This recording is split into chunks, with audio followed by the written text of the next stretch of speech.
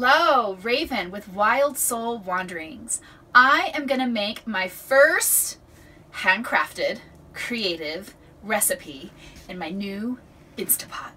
I just did the water test, and so I took the water from that water test, and I have that water here, and I have some of the makings out for this recipe, which is going to be macaroni and cheese. So for those of you that don't eat gluten, and for those of you that don't eat meat, and for those of you that don't eat dairy, this is probably not the recipe for you. But those of you that eat all of those things, stay tuned because this could be quite fun. All right. So there's kind of two steps to making macaroni and cheese. First of all, it's going to be using the high pressure cooker to cook your pasta. And so that will be our first step. I'm going to throw some goodies in there so that a lot of that juice and a lot of that flavoring will get soaked into the pasta to make them extra yummy. The pasta that I'm using is a vegetable pasta.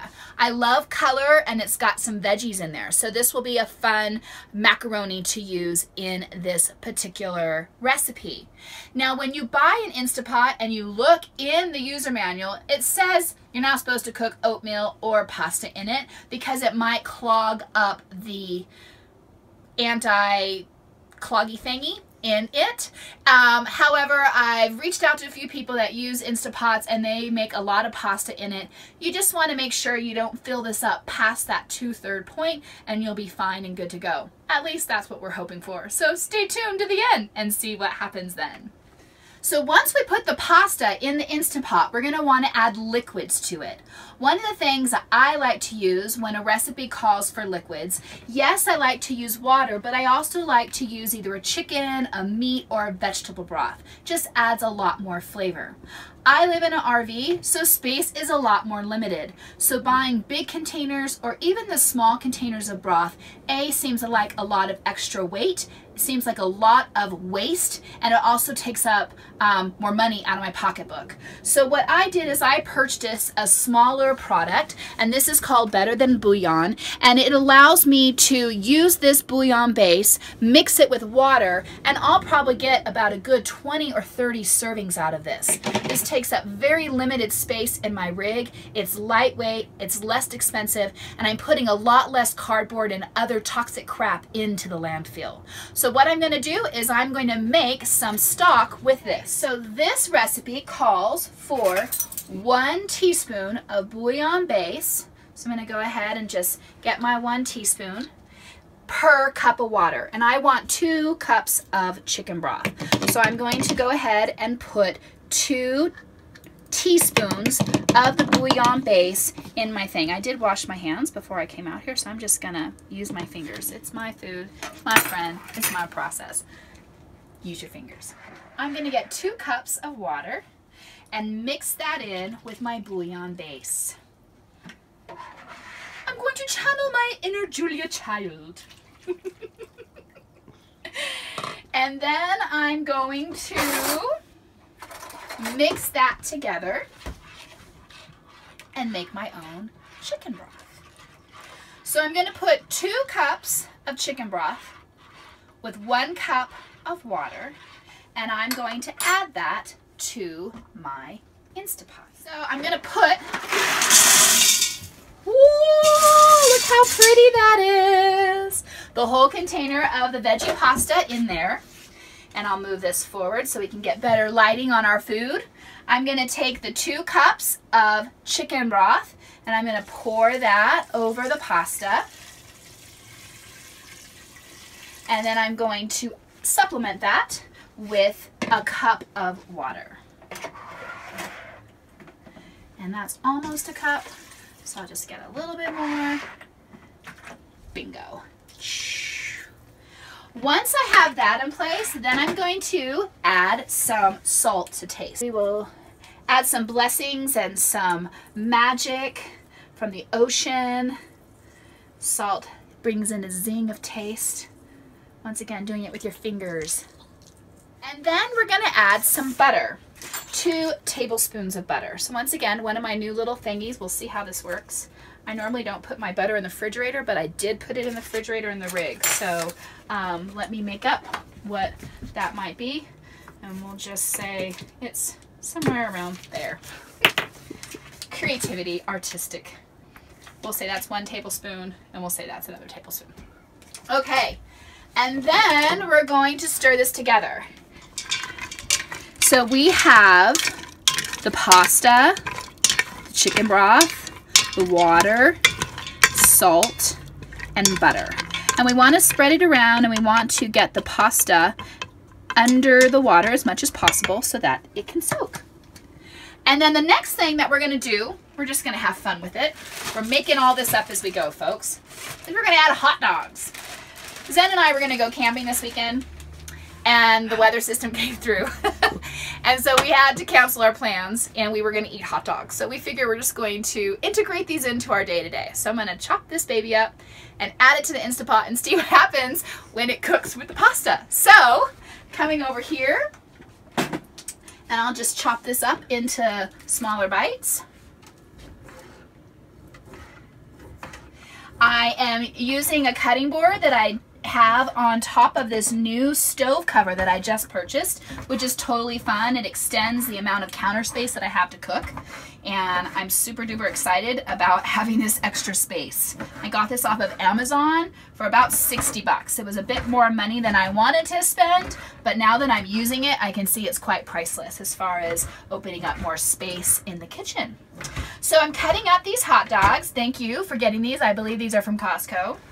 And I'm going to add these to the brew. Ta-da! And I'll mix those in too. I guess that just sounds like a good thing to do. Okay, so I've stirred everything up. I've flattened it down in the water. So now I'm going to put the lid on. And I am going to align the lid. I'm going to turn it. It's going to beep. I'm going to make sure that the seal is completely closed. You'll notice the little silver button is down, so there's no pressure inside. Push the keep warm cancel button. I'm going to hit manual. I want to do it on pressure. I want to do it on high pressure.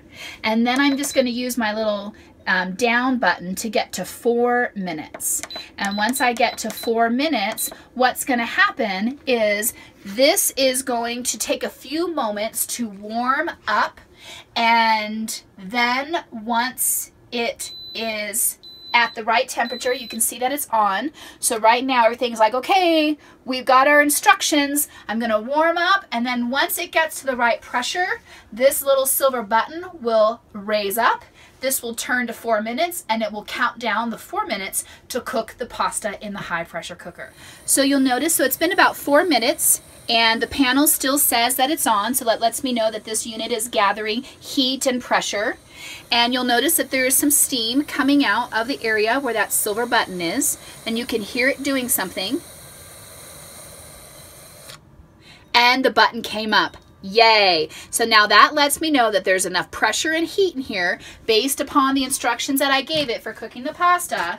And now this on button will soon turn to 4, and it will start the countdown. Once it gets to 4 minutes, it will ding and it will stay on warm. That way I can do the next step. And the 4 minutes are done. So I'm going to do a quick release on this. I'm going to just move this over and the steam will come out. Give that a moment. Oh my goodness, and so the smell that's coming out really smells really wonderful. I'm so excited to see what this looks like. You'll notice there's some goobers that come out and spout from the water. That's totally natural. So once it's done sprouting, you might want to clean up the surface area. But it smells super good in here. Okay, so the pressure valve has been released. It has stopped steaming and now has let me know that it's ready to open. So what I'm going to do is I'm going to open the lid and see what it looks like inside. Opening the lid away from you.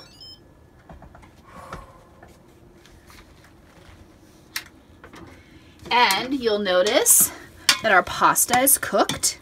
We added some hot dogs. We have liquid in there, and that's perfectly fine because that is going to be some good liquid for the next step of the process. So I've taken I'm going to add 2 cups of shredded cheese. I have mozzarella and cheddar. So I'm going to go ahead and add these 2 cups of shredded cheese to the macaroni and stir that in, and let's take a look and see what that looks like.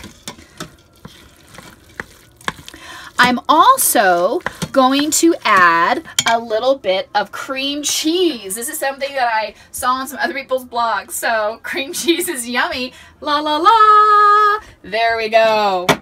I'm also going to stir that in. Just like to see how it all. If you need to hold, make sure you hold on the plastic. You don't want to touch any of the metal as it will be super hot. So as all of these items start to melt and mesh together, the next thing I'm going to do is I'm going to add a little bit of mustard to this. And so I'm going to do a teaspoon of mustard. This will add some zing to it. It goes really nicely with the hot dogs too. So I'll just go ahead and la, la, la, la. It's good to sing when you cook too, to put that good juju in the food that you're making. All right, so we've added a little bit of mustard to that, and I'm going to continue to stir that up. Now you'll notice on the front of this it says low heat for 4 minutes. So it's been on for 4 minutes since the cooking has stopped, and it will just keep this on a low heat to keep what's happening inside warm. The next thing that I'm going to do, and once again, we're just making this up as we go using some creative devices. We both love green beans. So these are French style green beans, which are totally cool. They're already really small cut so that they'll warm up really fast in what's already happening in there. That's a lot. But this is how we get our veggies, folks. We just put cheese on them.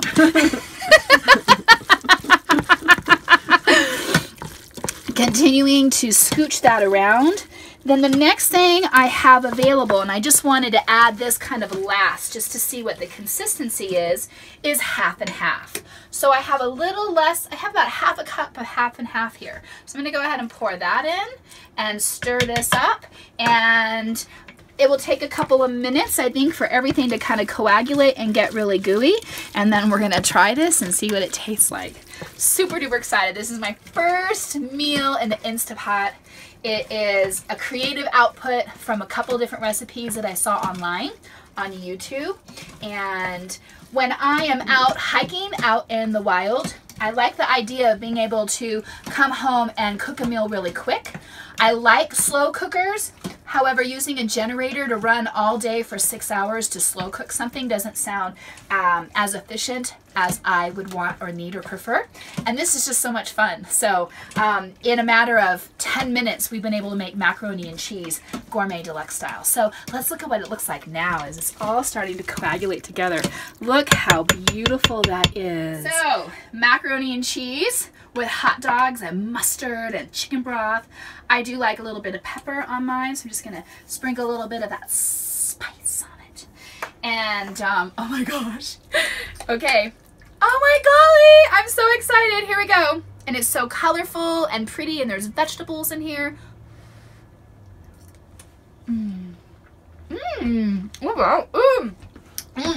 That mustard is so good. All right. If you have any good macaroni and cheese recipes, feel free to share them. All right, bon appetit!